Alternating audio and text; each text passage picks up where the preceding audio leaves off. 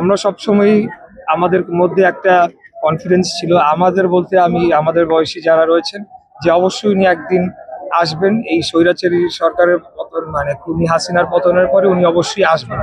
কিন্তু তখন দেখা গিয়েছে যে অনেকেই সেটিকে উড়িয়ে দেওয়ার চেষ্টা করতো বা এটিকে একটা মানে হাস্যরসের মতো করার চেষ্টা করতো যে আর কোনোদিন উনি আসবেন না।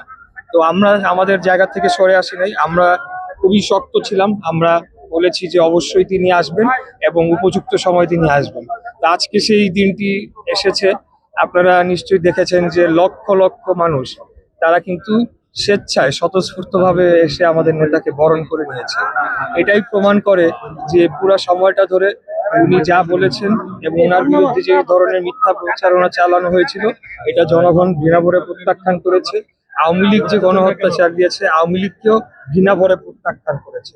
এখন আমরা এই ফ্যাসিবাদী শক্তিকে বাদ দিয়ে গণ অভ্যুত্থানের পক্ষের যে শক্তি আমরা যারা ছিলাম, গণতন্ত্রের পক্ষের যারা শক্তি ছিলাম, আমরা আগামী দিনে নির্বাচনের মাধ্যমে জনগণের সরকার প্রতিষ্ঠা করতে চাই। আসলে আমাদের এখন একটা সময় আমরা অন্ধকারের দিকে চলে গিয়েছিলাম, বিশেষ করে আমাদের নেত্রী দেশনেত্রী বেগম খালেদা জিয়াকে যখন কারান্তরীণ করা হলো, তখন কিন্তু আমরা অত্যন্ত হতাশায় ভুগেছিল সবাই যে কি হবে।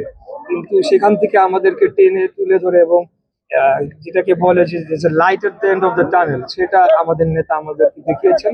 তো আমরা আসলে মানে ভাষায় এটা প্রকাশ করার উপায় নাই। আপনি যখন ল্যান্ড করেন, আমি 2 রাকাত আল্লাহর কাছে নফল নামাজ পড়ে দোয়া করি।